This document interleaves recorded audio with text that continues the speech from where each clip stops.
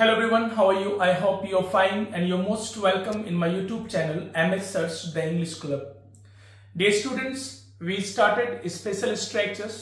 तो हम लोगों ने स्पेशल स्ट्रक्चर्स स्टार्ट किया है. तो अभी तक हम लोगों ने काफी स्पेशल स्ट्रक्चर्स को देखा है और हम लोगों का कंप्लीट टारगेट है 100 स्पेशल स्ट्रक्चर्स. चलिए आज के क्लास में हम लोग आगे बढ़ते हैं और भी कुछ महत्वपूर्ण स्पेशल स्ट्रक्चर्स को जानते हैं. मैंने आप लोगों को बताया था if you want to make your translation strong then you will have to make your tense as well as special structure strong. तो कहने का मतलब ये हुआ कि अगर आप ट्रांसलेशन को बेहतर बनाना चाहते हैं तो आपको टेंस को तो बेहतर बनाना ही है, लेकिन टेंस के साथ साथ आपको स्पेशल स्ट्रक्चर पर भी पकड़ बनाना होगा. तो हम लोगों ने सबसे पहले स्टार्ट किया स्पेशल स्ट्रक्चर. आइए सबसे पहले 100 स्पेशल स्ट्रक्चर्स हम लोग पढ़ेंगे. 100 स्पेशल स्ट्रक्चर जैसे ही हमारा कंप्लीट हो जाएगा उसके बाद फिर हम लोग स्टार्ट करेंगे टेंस को. चलिए स्पेशल स्ट्रक्चर में आज हम लोग आगे बढ़ते हैं. ये स्टूडेंट्स, बात अगर हम लोग स्पेशल स्ट्रक्चर की करें तो अभी तक जितना भी स्पेशल स्ट्रक्चर्स हम लोगों ने सीखा है आई थिंक सबको नोट कर लेनी चाहिए और उसको याद कर लेनी चाहिए. केवल आपको क्लास करने से नहीं होगा, आप क्लास कर रहे हो उसको नोट करो, नोट करने के साथ साथ उसको याद भी करो और उससे संबंधित और भी ढेर सारा हिंदी सेंटेंस लीजिए और उसको इंग्लिश में कन्वर्ट कीजिए. तब जाकर आपका ट्रांसलेशन में पकड़ होगा, वरना आप केवल क्लास करोगे और फिर भूल जाओगे. तो क्लास करना है, उसको नोट करना है, याद करना है और उससे संबंधित और भी 10, 20, 50, 100 जितना भी वाक्य आपसे बन सके, ज्यादा से ज्यादा आप हिंदी वाक्य लो, उसको इंग्लिश में कन्वर्ट करो. देखिए अपने आप जो है आपका ट्रांसलेशन स्ट्रांग होगा और ट्रांसलेशन बनाने से केवल उसका जो स्ट्रक्चर है वो स्ट्रांग नहीं होता है, साथ ही साथ वर्ड मीनिंग भी स्ट्रांग होता है. ठीक है, आइए आज हम लोग आगे बढ़ते हैं. आज का हमारा जो आईडी है, पहचान जो है हिंदी का, वो इस प्रकार है. समझना है कि अगर किसी भी हिंदी वाक्य के अंत में होता है रहे, क्या रहे, होता है, और इस होता है से तुरंत पहले है ना क्या हो, गुण हो. याद रहे, मतलब किसी भी हिंदी वाक्य में गुण के साथ होता है. किसी भी हिंदी वाक्य में हमने आप लोगों को बताया था कि जब भी हिंदी वाक्य का अंग्रेजी बनाना है सबसे पहले पुछरी में जाना है. जी हां, अगर हिंदी वाक्य के अंत में होता है रहे और इस होता है से पहले गुण सूची शब्द हो. कैसा शब्द हो, गुण सूची शब्द. अच्छा, बुरा, लंबा, मोटा, पतला, काला, गोरा, जो गुण सूची शब्द है. तो अगर किसी भी हिंदी वाक्य के अंत में होता है और होता है से पहले क्या रहे, गुण सूची शब्द, और गुण सूची शब्द से पहले कर्ता रहेगा. कर्ता बोले तो सब्जेक्ट. ठीक है, इस तरह का अगर फॉर्मेट आपको मिल जाए, जैसे देखिए एक वाक्य लेते हैं, कोयला काला होता है. अब देखिए कोयला काला होता है, यहां पर आपको फोकस करना है. हमने क्या कहा, जब भी हिंदी वाक्य का अंग्रेजी बनाना है सबसे पहले पुछरी में जाना है. पुछरी में देखिए होता है, होता है से पहले ये काला, गोरा, उजला, लंबा, पतला, ये सब क्या है, गुण है. तो कोयला काला होता है मतलब कोयला का गुण है कि वो काला है, तो गुण सूची शब्द आ गया. तो किसी भी हिंदी वाक्य के अंत में होता है रहे, किसी भी हिंदी वाक्य के अंत में होता है रहे और उससे तुरंत पहले गुण सूची शब्द हो, तो इसका आप अंग्रेजी कैसे बनाओगे. तो हिंदी वाक्य के अंत में होता है और उससे पहले गुण सूची शब्द, तो इसके लिए अंग्रेजी स्ट्रक्चर क्या होगा बाबू, बहुत ज्यादा आसान है. आपको सबसे पहले सब्जेक्ट रख लेना है. सब्जेक्ट के अकॉर्डिंग एज या एम या आर रख लेना है. उसके बाद यही जो गुण सूची शब्द है जिसको अंग्रेजी में ग्रामर की दुनिया में एडजेक्टिव बोलते हैं, तो फिर आपको क्या कर लेना है, एडजेक्टिव को रख लेना है. This is the formula for this types of Hindi sentences. तो जब भी हिंदी वाक्य का अंग्रेजी बनाना है सबसे पहले पुछरी में जाना है. हिंदी वाक्य के अंत में अगर होता है, होती है ना, होती है तो नहीं रहेगा, जनरली होता है, तो हिंदी वाक्य के अंत में अगर होता है और होता है से पहले कोई गुण सूची शब्द हो तो पहले आपको सब्जेक्ट रखना है, सब्जेक्ट के अकॉर्डिंग इजेमार, उसके बाद लास्ट में आप एडजेक्टिव यूज कर लेंगे, यही गुण सूची के लिए जो अंग्रेजी शब्द यूज होगा। नहीं, अब देखिए कोयला काला होता है, कोयला काला होता है, तो लास्ट में होता है, होता से पहले गुण सूची शब्द, सब्जेक्ट के बाद इजेमार, उसके बाद वही गुण सूची शब्द आ जाएगा। इसमें सब्जेक्ट कौन है? कोयला काला होता है, काला होने का काम कौन कर रहा है? कोयला। ऑफ कोर्स इसमें कोयला सब्जेक्ट है, कोयला को अंग्रेजी में क्या बोलेंगे? कोल। अब कोल जो है इज लेगा, एम लेगा, आर लेगा, तो बाबू कोल जो है ना अनकाउंटेबल नाउन है, मतलब बोल सकते हैं नहीं गिनने योग्य नाम। तो नहीं गिनने योग्य नाम, ये जो कोल, कोल मतलब क्या होता है? कोयला, कोयला को गिन लोगे नहीं, तो कोयला जो है नहीं गिनने योग्य नाम है, नहीं गिनने योग्य नाम। और नहीं गिनने योग्य नाम हमेशा सिंगुलर होता है। क्या होता है? हमेशा सिंगुलर नंबर में होता है। तो जितना भी अनकाउंटेबल नाउन है, जितना भी नहीं गिना जाने वाला नाउन है, वो सब वो हमेशा सिंगुलर होगा, तो वह भी सिंगुलर लेगा, तो इज हो जाएगा, कोल इज। और काला का अंग्रेजी क्या होगा? Black, coal is black. बहुत आसान है। यहीं पर देखिए, अगर आपसे पूछ लिया जाएगा है ना, मानव मरणशील होता है। अब देखिए मानव मरणशील होता है, तो मानव मरणशील होता है, इसको समझिए। जब भी हिंदी वाक्य का अंग्रेजी बनाना है, सबसे पहले कुचरी में जाना है। मानव मरणशील होता है, देखिए लास्ट में क्या है? होता है। होता है से पहले ये मरणशील क्या है? मरणशील मतलब मरने का गुण जिसमें मौजूद हो। तो याद रहे, ये मरणशील एक प्रकार से हम लोगों का फीचर है, इंसानों का। हम इंसान सदा के लिए नहीं है, अमर नहीं है, हम जन्म लिए हैं और मर जाएंगे। तो हम इंसानों में एक गुण है मरने वाली, तो ये मरणशील क्या है? गुण सूची शब्द है।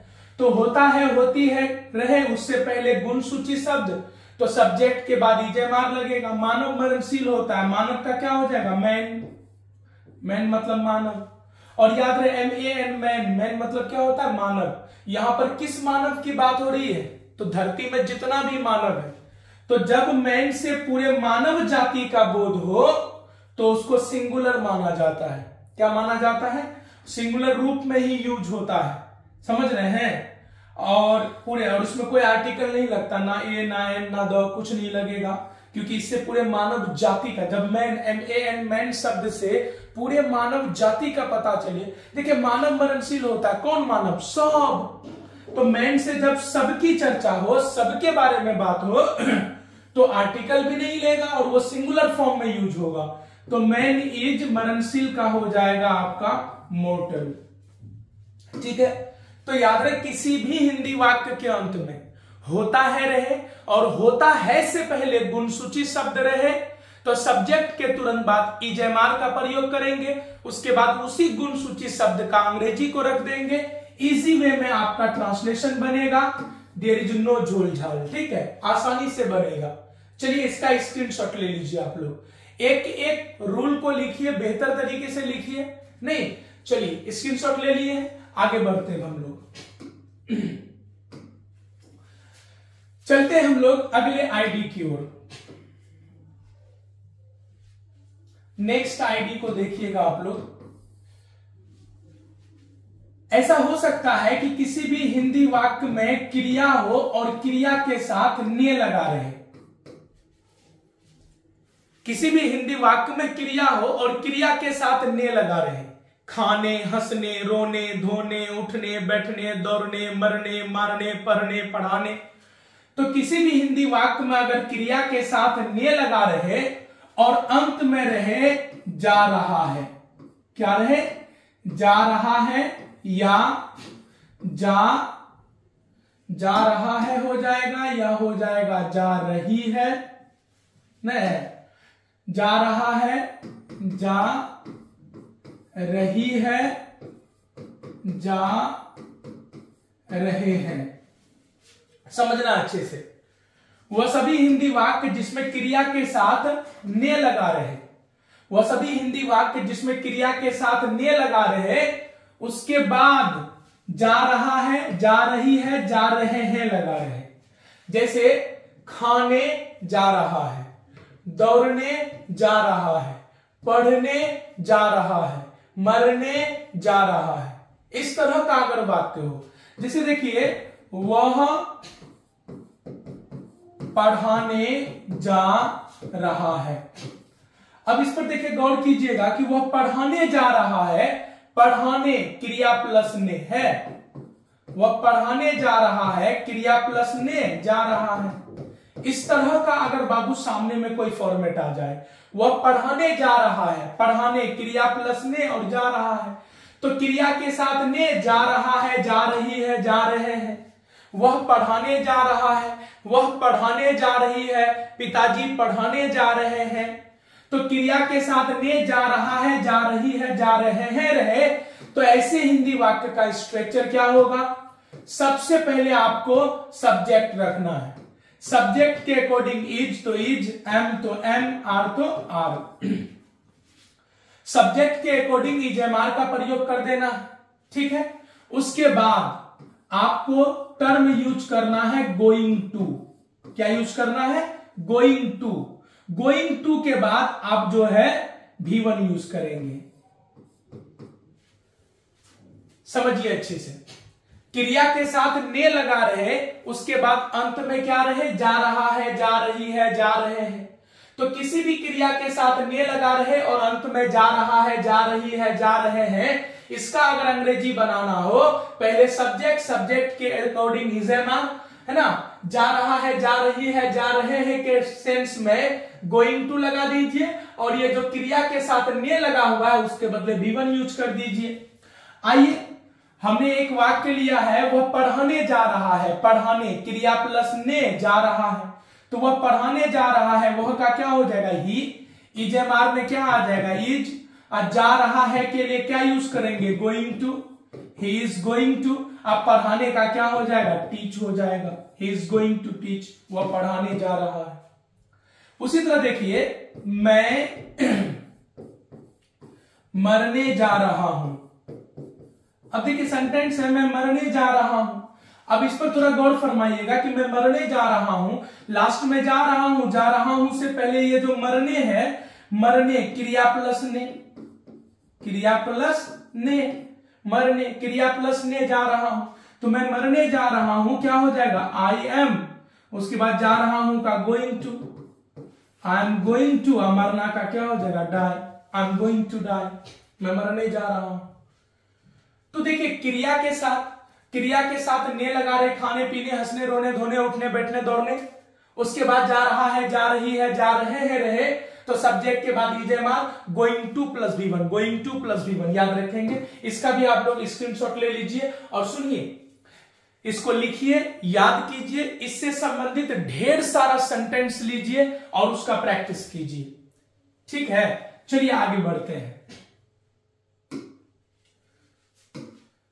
चलिए अगला स्ट्रक्चर की ओर देखते हैं। अगला आईडी हमारा देखिए, अगला पहचान क्या है। अच्छा, अगर किसी भी हिंदी वाक्य में संज्ञा हो या विशेषण हो, दोनों का मतलब समझ रहे हैं आप लोग? संज्ञा मतलब नाम, विशेषण मतलब गुण। राम, श्याम, अजय, विजय, पटना, मुंबई, दिल्ली, न वो नाम हो गया, संज्ञा हो गया। विशेषण मतलब गुण सूची शब्द। तो किसी भी हिंदी वाक्य में संज्ञा या विशेषण हो और अंत में रहा है या रही है या रहे हैं, बहुत ही सुंदर और डेली लाइफ में यूज होने वाला ये जो है आईडी पहचान है, फॉर्मेट है, याद रखेंगे। किसी भी हिंदी वाक्य में संज्ञा या विशेषण हो, किसी भी हिंदी वाक्य में संज्ञा या विशेषण हो और अंत में क्या हो जी? रहा है, रही है, रहे हैं। क्या हो? रहा है, रही है, रहे हैं हो। तो इसका अंग्रेजी कैसे बनाओगे? अच्छा, संज्ञा या विशेषण के साथ रहा है, जैसे देखिए एक वाक्य लेते हैं, वह अच्छा रहा है, वह अच्छा रहा है। यहीं पर और जिसे वाक्य ले सकते हैं कि वह भारत के प्रधानमंत्री रहे हैं, वह भारत के प्रधानमंत्री रहे हैं। यहीं पर हो सकता है वह एक अच्छा शिक्षक रहे हैं। नहीं, इस प्रकार का वाक्य जनरली आता है, वह अच्छा रहा है, वह भारत के प्रधानमंत्री रहे हैं, नहीं, वह एक अच्छा शिक्षक रहे हैं। यहां पर समझना है कि वह अच्छा रहा है। अच्छा क्या है बाबू? किसी का गुण है। वह प्रधानमंत्री रहे हैं, एक पद का नाम है, संज्ञा है। वह एक अच्छा शिक्षक, वह एक अच्छे शिक्षक रहे हैं, वह एक अच्छे शिक्षक रहे हैं। शिक्षक भी एक पद का नाम है। तो याद रहे, नाम या गुण के साथ अर्थात संज्ञा या विशेषण के साथ अगर रहा है, रही है, रहे हैं, रहा हूं, रहे, तो इसका अंग्रेजी आप कैसे बनाओगे? याद रहे, सबसे पहले आप सब्जेक्ट रखोगे, सब्जेक्ट के बाद हैज बीन। सबसे पहले आप सब्जेक्ट रखोगे और सब्जेक्ट के बाद हैज बीन, उसके बाद वही नाउन या वही जो गुण सूची शब्द है एडजेक्टिव यूज करेंगे। तो देखिए, संज्ञा या विशेषण हो, नाम या गुण, उसके बाद रहा है, रही है, रहे हैं। जैसे वह अच्छा रहा है, अच्छा गुण है, गुण रहा है।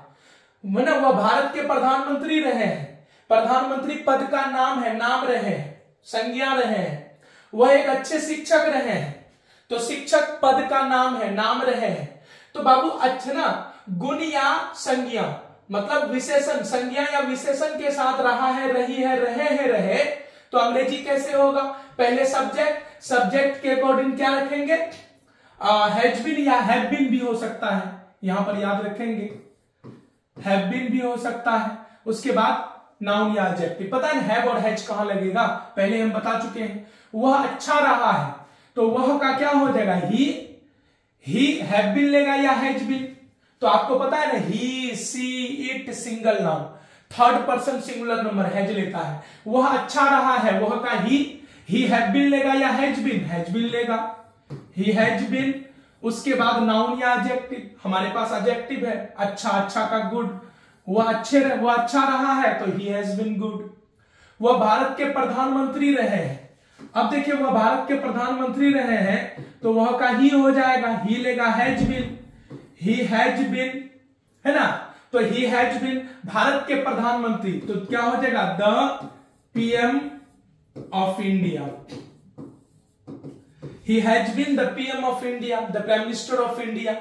पद के नामों से पहले द, वैसे भी जब दो नाउन ऑफ से जुड़ा हो तो पहला द लेता है। तो वह भारत के प्रधानमंत्री रहे, he has been the PM of India. अगला, वह एक अच्छे शिक्षक रहे हैं। अब देखिए, वह एक अच्छे शिक्षक रहे, वह का क्या हो जाएगा? ही क्या ले लेगा? हैज बीन, रहा है, रही है के सेंस में, है ना? संज्ञा के साथ रहा है, रही है, तो सब्जेक्ट के बाद हैज बीन लगेगा ना। वह एक अच्छे शिक्षक रहे, तो वह का ही ले लिया has been, he has been a good teacher, he has been a good teacher. वह एक अच्छे शिक्षक रहे हैं। इस तरीके से जो है बना सकते हैं। तो संज्ञा या विशेषण के साथ रहा है, रही है, रहे हैं, रहा हूं, रहे, तो सब्जेक्ट के बाद हैज बीन, उसके बाद वही संज्ञा या वही विशेषण का अंग्रेजी को रख दीजिए, ट्रांसलेशन आपका बन जाएगा। आई होप समझ में आया होगा। इसका भी आप लोग स्क्रीनशॉट ले लीजिए। चलिए बढ़ते हैं अगले आईडी की ओर।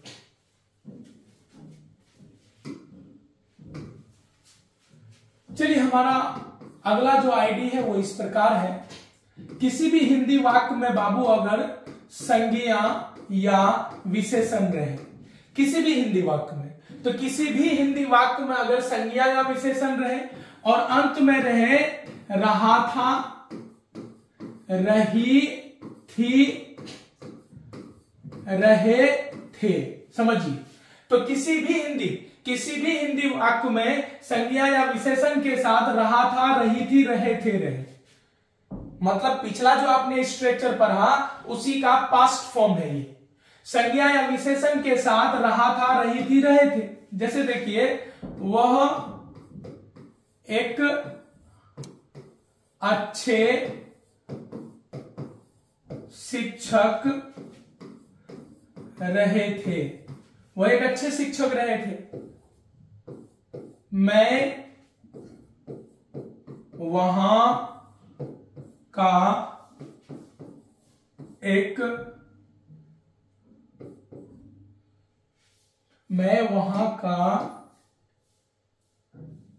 एक अच्छा नागरिक रहा था। अब देखिए, वे लोग मेरे स्कूल के शिक्षक रहे थे। अब देखिए, इस तरह का अगर सेंटेंस हो कि वह एक अच्छे शिक्षक रहे थे, मैं वहां का एक अच्छा नागरिक रहा था, वे लोग मेरे स्कूल के शिक्षक रहे थे, तो संज्ञा या विशेषण के साथ रहा था, रही थी, रहे थे, रहे। तो बाबू इसका अंग्रेजी कैसे होगा, इस चीज को समझिए। सबसे पहले क्या रखेंगे जी, सब्जेक्ट। सब्जेक्ट के बाद तो वहां हैज बीन लगाए थे, यहां हैड बीन हो जाएगा, ठीक है। तो सबसे पहले क्या रखेंगे हम लोग, तो सबसे पहले सब्जेक्ट, सब्जेक्ट के बाद क्या हो जाएगा, हैड बीन, उसके बाद क्या हो जाएगा, तो यही संज्ञा या विशेषण हो जाएगा, ठीक है। वह एक अच्छे शिक्षक रहे थे, तो वह का क्या हो जाएगा, ही, और रहे थे का क्या हो जाएगा, had been. He had been a good teacher, he had been a good teacher, वो एक अच्छे शिक्षक रहे थे। मैं वहां का एक अच्छा नागरिक रहा था, तो मैं वहां का एक अच्छा नागरिक रहा था, नागरिक रहा था। देखिए, जा रहा था नहीं है, यहां पर क्रिया नहीं है बाबू, क्रिया। अगर जा रहा था तो फिर गोइंग यूज होता, लेकिन देखिए नागरिक रहा था, नागरिक है ना, नागरिक ये क्या है, संज्ञा है, नागरिक रहा था, तो क्या हो जाएगा, मैं वहां का एक अच्छा नागरिक रहा था, I had been a good citizen, I had been a good citizen there, ठीक है। अगला, वे लोग मेरे स्कूल के शिक्षक रहे थे, वे लोग मेरे स्कूल के शिक्षक रहे थे, तो वे लोग मेरे स्कूल के शिक्षक रहे थे। देखिए पेशा का नाम है, नाम के साथ रहे थे, तो क्या हो जाएगा बोलिए तो, they had been the teachers of my school. क्या हो जाएगा, वे लोग मेरे स्कूल के शिक्षक रहे थे, they had been the teachers of my school, ठीक है। तो इस प्रकार से जो है बनेगा, याद रखेंगे। संज्ञा या विशेषण के साथ अगर रहा था, रही थी, रहे थे, रहे, तो हैड बीन का प्रयोग करेंगे। जैसे देखिए, वह एक अच्छा बेटा रहा है, वह एक अच्छा बेटा रहा है, तो he has been a good son, वह एक अच्छा बेटा रहा है, he has been a good son, वह एक अच्छा बेटा रहा था, तो he had been a good son हो जाएगा। इस तरीके से बनेगा। तो टोटल को आपको नोट कर लेना है, इसका भी स्क्रीनशॉट ले लीजिए और इसको नोट कीजिए। इस प्रकार का और भी वाक्य लीजिए, उस पर प्रैक्टिस कीजिए। चलिए, इसी के साथ आज का क्लास यहीं तक, मिलते हैं हम लोग नेक्स्ट क्लास में। तब तक के लिए टेक केयर, बाय बाय।